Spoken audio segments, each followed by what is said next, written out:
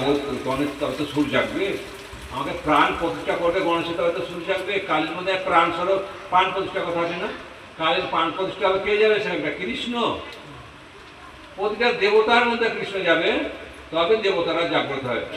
আর তাই ভগবান বলছেন কি, বোকা জীব পাপে জরাজীর্ণ মন যাদের, তারা আমাকে জানতে পারবে না।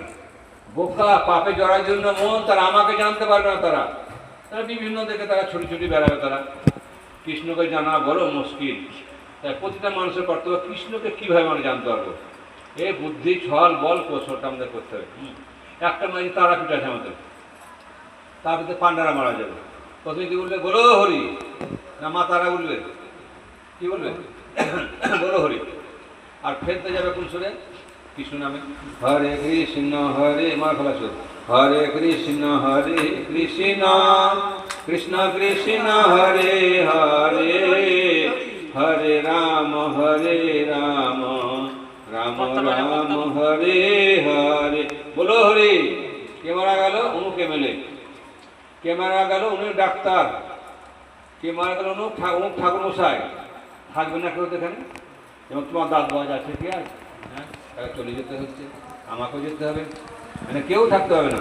আসার উদ্দেশ্য কৃষ্ণ ভোজিবাড়ি তরে আইন সংসারে, বিষাময় বদ্ধ হয়ে বৃক্ষসম হইল কাল রূপে সব, সংসারে পক্ষী সব বাঁধা বাসা বেঁধে সব। এই সংসার থেকে কৃষ্ণ ভক্তিটা আমাদের লাভ করতে হবে। এই সময় তো ধারণা ছিল না আমাদের। আমার তো 15 বছর আগে সই ছিল, এখন আর 2 দিন পর তো লাঠি ধরবো।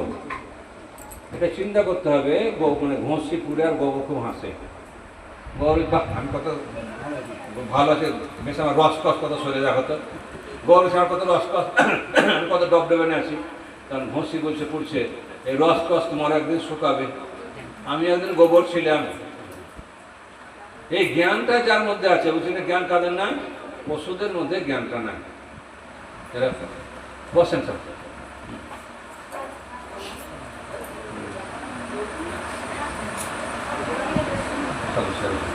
বসেন না,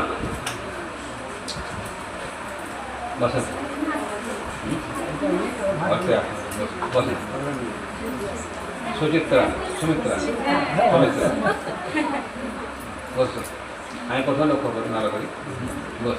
আচ্ছা, তো ঘোষ হরিবল আদরে ছেলে স্বজনী কোলে হাসিয়া কাটানো কাল বার্ধক্য এখন না চলে যান। তো গোবরটা বলছে আমি খুব ভালো আছি, ডবডবে আমি, শরীরে শক্তি আছে ভালো, কিন্তু ঘষে বলছে আমার মতন তোমার দশাটা একদিন হবে। আমার মতন দশা তো আমাদের কার দশা হবে না? হাত তোলেন তো। আমাদের